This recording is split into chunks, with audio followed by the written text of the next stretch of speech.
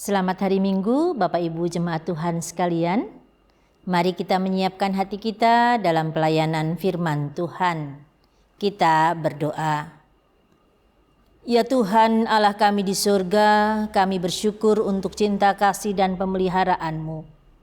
Hari Minggu ini kami dapat berjumpa kembali di dalam persekutuan, meskipun secara virtual.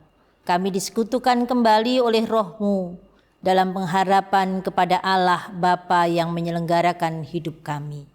Tiba saatnya dalam kebaktian ini, kami hendak membaca dan merenungkan firman Tuhan.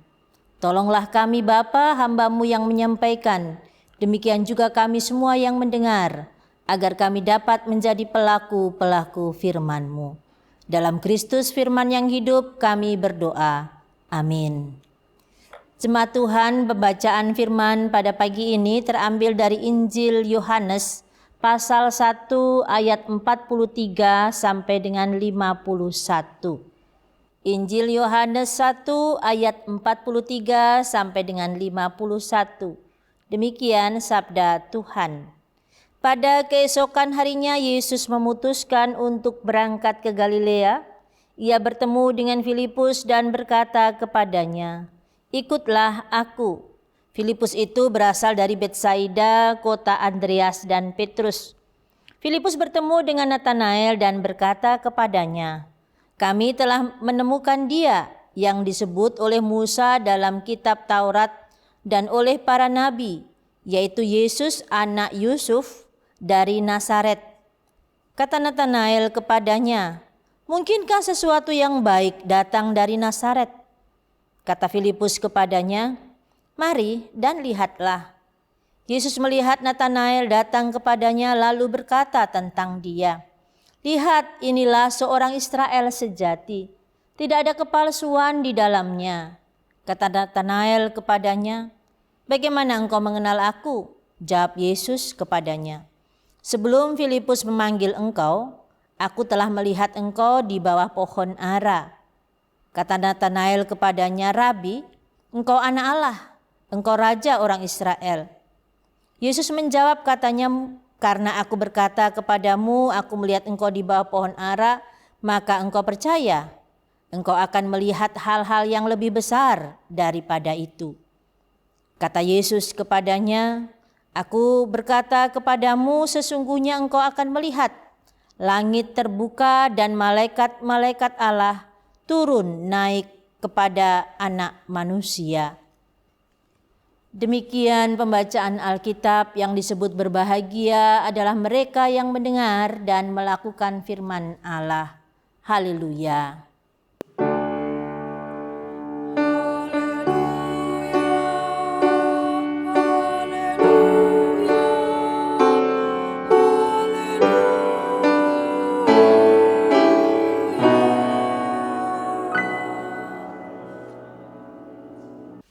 Shalom Bapak Ibu sekalian, salam sehat untuk kita semua.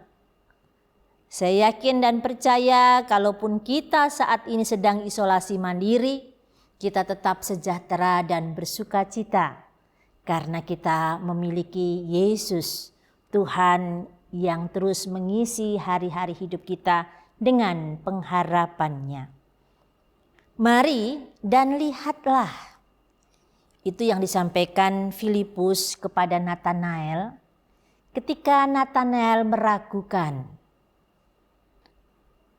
Ini membuktikan bahwa komitmen dijaminkan oleh Filipus ketika dia bersama-sama dengan Yesus. Bapak Ibu jemaat Tuhan sekalian, bacaan kita pada pagi ini menjelaskan tentang perjumpaan Yesus dengan murid-muridnya yang pertama. Berbeda dengan ketiga Injil lainnya, Yohanes menuliskan kisah tentang pemanggilan murid-murid yang pertama dengan cara yang berbeda. Dimulai dengan pemanggilan Andreas atau pertemuan Yesus dengan Andreas. Ketika Andreas, yaitu dia muridnya Yohanes Pembaptis, diberitahu oleh Yohanes Pembaptis Yohanes Pembaptis menunjuk Yesus, ini dia anak domba Allah.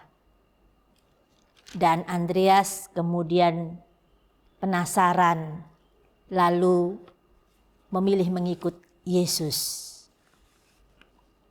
Perjumpaan Yesus dengan Andreas kemudian disusul dengan perjumpaan dengan Simon Petrus. Simon Petrus dan Andreas bersaudara. Itu ayat-ayat sebelumnya dituliskan demikian.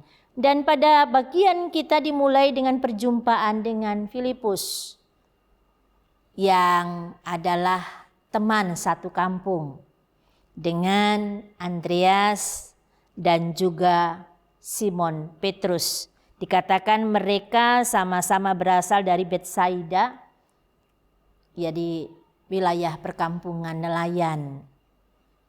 Dan Filipus ikut begitu saja. Mungkin Filipus merasakan perbedaan dalam penampilan sang guru dan dia mulai menemukan sesuatu yang istimewa sehingga dia bertemu dengan Natanael dan dia juga mengajak Natanael. Filipus menyampaikan kepada Natanael, kami telah bertemu dia yang disebut oleh Musa dalam kitab Taurat dan oleh para nabi, yaitu Yesus anak Yusuf dari Nazaret. Ya, tanggapan Natanael sama seperti kita yang seringkali juga menghakimi. Mungkinkah sesuatu yang baik datang dari Nazaret? Ya, banyak di antara kita sama seperti Natanael, belum tahu tetapi kadang-kadang kita sudah menghakimi, sudah memberi penilaian. Menariknya, Filipus tidak bicara apa-apa, dia cukup mengatakan, mari dan lihatlah. Mari dan lihatlah. Tadi seperti saya katakan perlu komitmen. Ada yang menjamin kata-kata Filipus itu dan Filipus menjamin Natanael akan menjumpainya. Kemudian kita melihat bagaimana percakapan Yesus dengan Natanael. Perjumpaan Natanael dengan Yesus yang sebelumnya diragukan. Natanael ragu tentang keberadaan Yesus. Mungkinkah yang baik dari Nazaret? Karena Nazaret itu wilayah Samaria dan notabene di sana adalah tempat dengan moralitas yang rendah. Tidak mungkin ada yang baik. Namun komunikasi, kebersamaan, percakapan itu membuka pikiran Natanael bahwa ada pengakuan. Ya, Yesus Mesias atau Kristus atau dalam arti bahasa Indonesia yang diurapi. Orang yang diurapi, orang yang dipercaya Allah. Orang yang dipilih Allah untuk membebaskan mereka sebagai umat Israel benar ada di depan matanya. Ya, Yesus menyebut Natanael sebagai orang Israel sejati tanpa kemunafikan, tanpa kepalsuan. Karena Natanael tahu benar pengharapan orang Israel yaitu Mesias itu seperti apa. Mesias akan menjumpai mereka, Mesias akan membebaskan mereka. Dan Mesias sebagai pilihan Tuhan, pemimpin bangsa Israel yang dinanti-nantikan hadir. Bapak Ibu kekasih Tuhan, apa maknanya bagi kita? Ya, bermacam-macam reaksi murid-murid ketika berjumpa dengan Yesus. Perjumpaan dengan Yesus membuat mereka ada di dalam perubahan. Pengenalan mereka kepada Yesus membawa keterbukaan dan pikiran yang baru. Dan mereka semakin mengenal Allah, Tuhan mereka. Kehadiran Yesus dalam kebersamaan dengan mereka, baik oleh Andreas, Petrus, Dan dalam bacaan ini Filipus dan Nathanael mengubah cara pikir mereka, cara pandang mereka tentang siapa Allah melalui kehidupan Yesus, Sang Mesias itu. Perjalanan mereka dengan Yesus membawa mereka semakin mengenal Allah yang menjanjikan pembebasan bagi Israel. Ya, Filipus sudah mengajak Nathanael, mari ikutlah. Ajakan Filipus membawa Nathanael pada sebuah perjumpaan dengan Allah melalui keseharian, melalui percakapan. Saya yakin kita semua adalah orang-orang yang telah berjumpa dengan Yesus dalam pengalaman-pengalaman hidup kita. Sepanjang usia kita saat ini, kita tidak saja berjalan dari Yerusalem ke Galilea, tetapi juga ada perjalanan-perjalanan hidup kita dengan Yesus atau bersama dengan Yesus. Tema kita pada pagi ini dalam bagi dikatakan berjalan bersama Kristus. Gereja menjadi saksi bagi dunia. Gereja menjadi saksi bagi dunia. Saat ini pertanyaan bagi kita semua, sejauh mana komitmen kita? Ketika kita sudah berjalan bersama-sama dengan Dia. Mari lihatlah. Apakah kita berani mengungkapkan, mari lihatlah, saya ini pengikut Mesias. Saya sudah berjumpa dengan Mesias. Saya sudah menemukannya. Itu tantangan bagi kita. Apakah kita berani mengajak orang lain melihat kehidupan kita dan menyaksikan bahwa kita sudah hidup bersama-sama dengan Mesias, sama seperti ajakan Filipus kepada Nathanael? Atau sudahkah kita seperti Nathanael yang terbuka cara berpikir kita, yang sebelumnya kita begitu sempit menilai orang lain, dan saat ini kita bisa terbuka dan melihat, oh benar, Dia Mesias untuk membebaskan umat Israel. Dan kita dipanggil di dalamnya. Bapak Ibu kekasih-kekasih Tuhan sekalian, saat ini kita diajak kembali berefleksi dalam perjumpaan kita bersama-sama dengan Yesus. Dalam perjalanan hidup kita bersama-sama dengan Yesus. Sebagai gereja, baik gereja persekutuan kita secara pribadi maupun gereja sebagai lembaga. Sudahkah kita hadir sebagai saksi? Saksi yang menyaksikan bahwa Mesias telah ada bersama-sama dengan kita di tengah-tengah dunia ini dan kita hadir bagi dunia. Sejauh mana hidup kita menyaksikan bahwa Allah hidup dalam diri kita.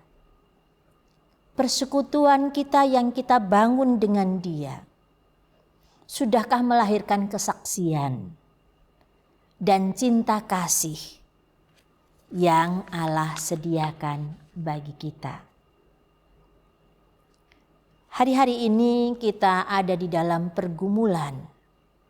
Sebagai gereja di tengah-tengah dunia ini, kita berada di dunia yang sedang sakit. Dunia yang sedang rapuh karena pandemi dan juga karena berbagai masalah-masalah sosial maupun masalah-masalah lingkungan. Sejauh mana sebagai murid Kristus kita membawa dampak damai sejahtera dalam diri kita ini berdampak bagi lingkungan kita. Di masa pandemi ini, kesaksian hidup kita diminta. Apakah kita sudah menampilkan hidup yang berpengharapan kepada Tuhan? Sudahkah kita hadir memberi pengharapan pada kehidupan? Atau kita lebih cenderung kepada kehidupan yang egois dan menilai orang lain dengan penilaian-penilaian kita yang sempit seperti Nathanael sebelumnya. Ketika ada bencana alam, ketika ada bencana yang berdampak sedemikian rupa, apa komentar kita? Saya prihatin dengan seorang tokoh di tengah-tengah bangsa ini yang berjuang untuk mengatasi corona dengan upaya-upaya untuk melakukan antisipasi dan memutus rantai dengan vaksinasi. Banyak juga yang menolak upaya pemerintah.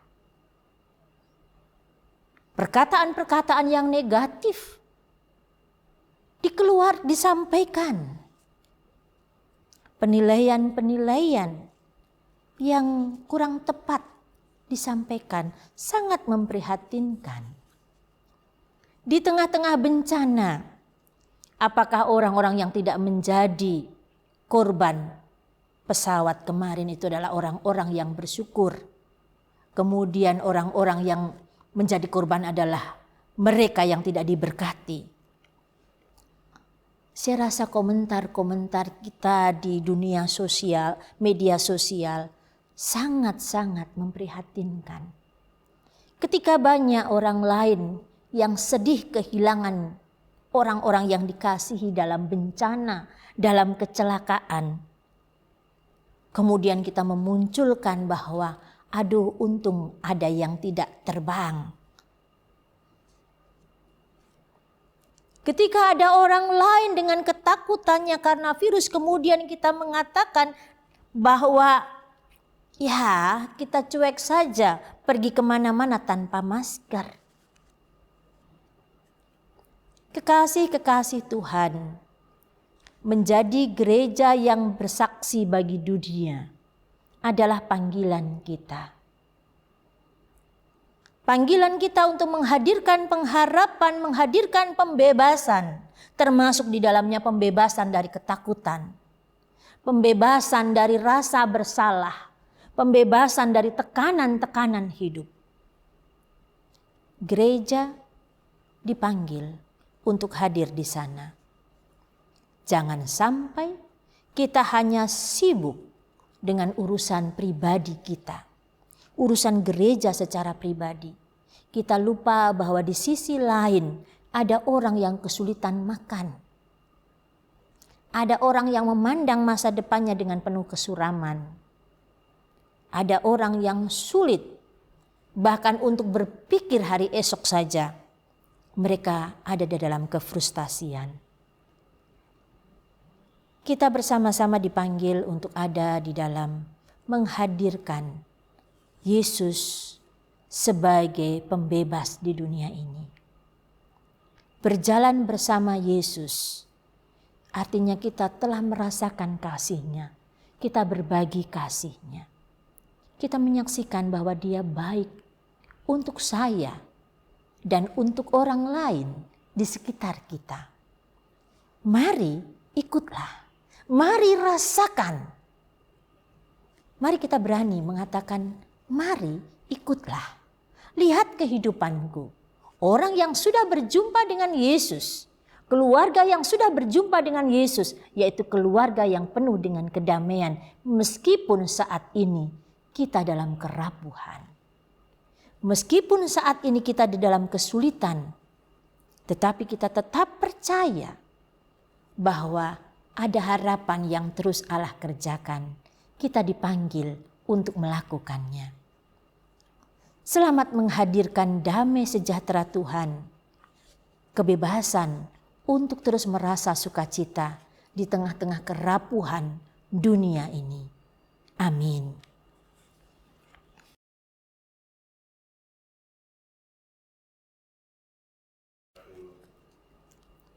Mari kita menyampaikan doa syafaat kita. Kita berdoa. Ya Tuhan Allah di dalam Yesus Kristus, Allah yang telah membebaskan kami dari ketakutan dan kekhawatiran, Allah yang memberi kami jaminan kehidupan. Kiranya Tuhan terus menolong kami untuk berani bersaksi, menjaminkan bahwa mengikut Tuhan ada perubahan dalam diri kami. Dan kami pun siap untuk berbagi pengharapan dengan orang lain. Biarlah sebagai gereja, sebagai pribadi dan lembaga, kami dapat hadir, memberi pengharapan baru, bersaksi untuk hormat kemuliaan nama Tuhan. Jangan biarkan kami sibuk dengan urusan-urusan kami pribadi dalam persekutuan. Tetapi biarlah kami terus terdorong untuk berbagi cinta kasih, berbagi kepedulian dan perhatian kepada orang lain. Saat ini Tuhan, kami bersyukur kami boleh menjalani hari kami, memasuki hari-hari perkenanan Tuhan.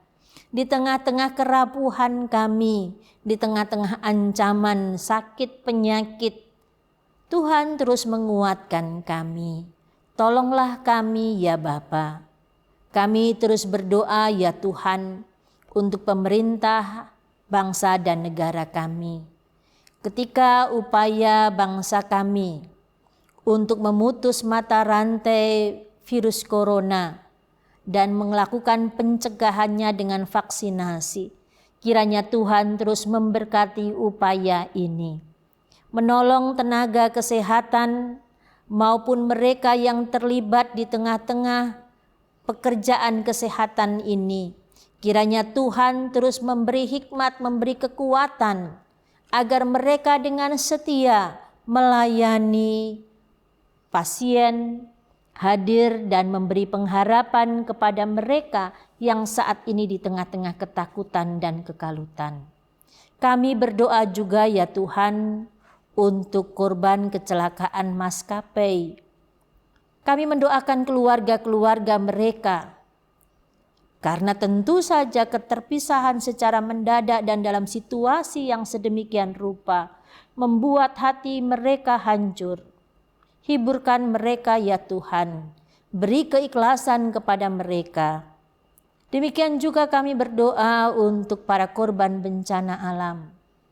Ada korban tanah longsor, korban gempa bumi di Sulawesi Barat. Begitu memprihatinkan keadaan ini Tuhan. Siapakah kami manusia yang hanya dari debu, kuasa Tuhan melingkupi kami semua. Tolonglah kami, tolonglah saudara-saudara kami yang dalam kesulitan demikian. Kami pun berdoa ya Tuhan untuk keluarga-keluarga pribadi-pribadi yang saat ini juga terus dicekam dengan ketakutan. Mereka harus isolasi mandiri, mereka harus terpisah dengan keluarga mereka karena mereka menjadi pasien, karena mereka menjadi tenaga kesehatan. Kekuatan Tuhan berikan pada mereka, pengharapan Tuhan hadirkan. Dan tolonglah kami untuk juga dapat memberi kekuatan kepada saudara-saudara kami yang demikian. Kami juga berdoa ya Tuhan untuk upaya pemulihan perekonomian. Kami mendoakan saudara-saudara kami yang harus bekerja di sektor non-formal, yang harus mencukupi kehidupannya hari demi hari dengan resiko di tengah-tengah jalan raya, sebagai ojek dan sebagai pedagang. Tuhan menolong mereka semua agar mereka pun tetap dapat berjalan di dalam menghidupi perekonomian keluarga mereka, dan mereka pun juga tetap sehat di tengah-tengah ancaman yang ada. Kami berdoa ya Tuhan untuk gereja-gereja-Mu. Kiranya Tuhan terus menolong gereja-gereja yang terus berupaya menghadirkan damai sejahtera dan pengharapan di tengah-tengah dunia ini. Jadikan kami semua alat di tangan-Mu Tuhan. Kami berdoa secara khusus untuk persekutuan kami, gereja kami Po Kelapa Gading. Kiranya Tuhan menolong kami. Kemarin kami telah melakukan rapat umum jemaat dengan berbagai keputusan kami. Dalam segala keterbatasan kami, berkatilah upaya-upaya pelayanan kami. Kiranya Tuhan terus menolong majelis jemaat dan kami semua yang terlibat di dalam pelayanan ini. Engkau memberkati TK Rut yang menjadi bagian dalam pelayanan kami, sehingga anak-anak yang bersekolah di TK Rut, guru-guru yang terlibat di dalam pelayanan pendidikan ini, mereka pun juga dapat menjadi alat kesaksian Tuhan. Kami mendoakan sekretariat, kami mendoakan majelis pertimbangan, kami mendoakan Badan Pengawas Keuangan, majelis harian pun biarlah Tuhan yang membimbing. Kami menata keuangan berkat Tuhan ini, biarlah dengan berkat yang cukup ini kami boleh memuliakan Tuhan melalui pelayanan-pelayanan yang kami kerjakan. Kami terus mendoakan jemaat kami yang bergumul dengan sakit mereka karena usia. Kami berdoa untuk Ibu Anawati Tunardi, Bapak Theo dan Ibu Teni, Bapak Heri, Ibu Kesia, Ibu Lincendun, Bapak Bonar Fredik Purba, Bapak Vence dan Ibu Yuliana Rompas, Bapak John Siahaya, Bapak Ari Lengkong, Ibu Anja Tamarindang Manopo. Kepadamu kami membawa mereka semua. Kami juga membawa orang-orang yang kami kasihi, yang tidak kami sebutkan namanya. Mereka dalam keadaan mereka masing-masing, Tuhan mengenal dan mengetahui mereka. Kuatkan dan teguhkan mereka di dalam pergumulan mereka masing-masing Bapa. Setiap doa yang kami bawa kepadamu, yang kami ucapkan maupun yang ada di dalam hati kami, Tuhan mendengarnya. Kami juga bersyukur ya Allah untuk kekasih Tuhan yang bertemu dengan hari ulang tahunnya. Untuk Bapak Opung Raja Rifa Nainggolan, Bapak Januar Makabori, Saudara Victor Satya Hutama, Bapak Royke Sero, Ibu Maria Elizabeth Worotikan. Kasih Tuhan memenuhi hidup mereka, kemurahan Tuhan ada pada mereka di usia yang baru. Tuhan terus memberikan kekuatan kepada secara khusus Bapak Nainggolan dalam usianya yang ke-82. Tuhan memberi sukacita kepadanya. Kami pun juga mendoakan keluarga-keluarga yang menjadi bagian dalam persekutuan kami. Keluarga Boy Pandaleke, keluarga Engge Ruth Makawe, keluarga Edric Ganda Kusuma, keluarga Tri Eka Bangun, keluarga Leonard Nguru, keluarga Rufino Luhulima. Kasih Allah ada pada keluarga ini, menolong setiap usaha dan upaya-upaya mereka, memberkati setiap saat dalam pergumulan-pergumulan mereka. Bapa Surgawi, seluruh hidup kami terbuka di hadapan Tuhan. Anak-anak kami yang dekat dengan kami, keluarga kami yang dekat dengan kami maupun yang jauh dari kami. Kasih-Mu merangkul mereka. Saat ini kami tidak bisa berjumpa secara langsung, tetapi Roh Tuhan menyekutukan kami. Tolonglah mereka semua. Anak-anak kami di tingkat pendidikan mereka masing-masing.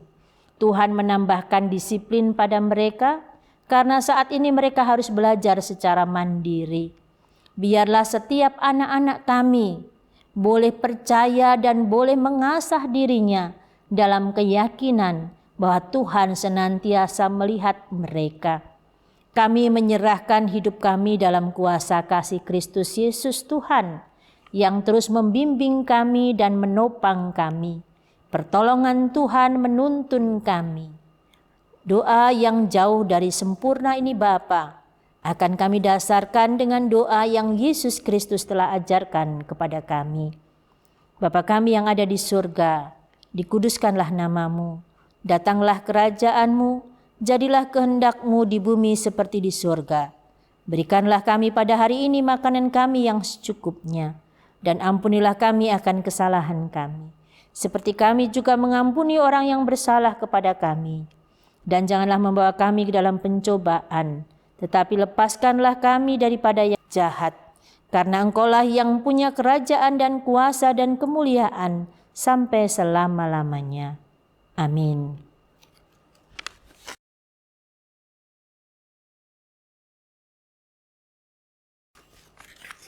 Kita akan mengakhiri ibadah kita. Umat Tuhan disilahkan berdiri. Kita akan melanjutkan kehidupan kita sehari-hari dengan terus menjadi saksi Kristus. Dan saatnya kita menyanyikan Kidung Keesaan 549 bait 1 sampai dengan 3.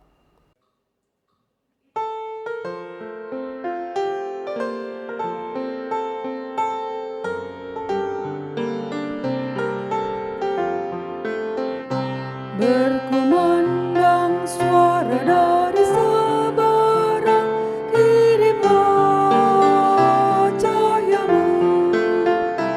Banyak jiwa dalam dosa mengerang, kirimlah cahayamu. Kirimlah berita Injil menyantap yang terlelap. Kirimlah berita Injil menyantap yang terlelap. Kita telah dengar jeritan dari jauh, kirimlah cahayamu. Bantuanmu berikan, janganlah jemu, kirimlah cahayamu. Kirimlah berita Injil menyantap yang terlelap. Kirimlah berita Injil menyantap yang terlelap.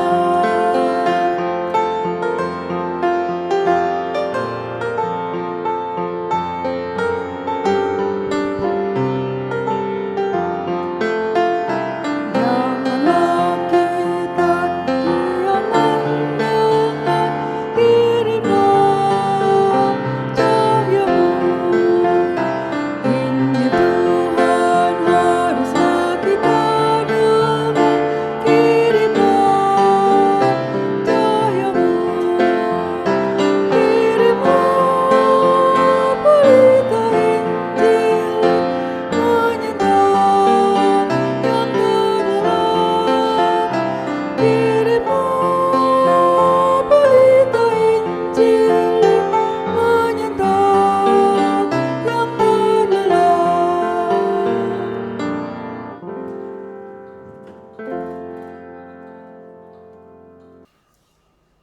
Terimalah berkat Tuhan. Kasih karunia Tuhan Yesus Kristus dan kasih Allah Bapa serta persekutuan Roh Kudus menyertai saudara-saudari sekalian dari saat ini kekal sampai selama-lamanya. Amin.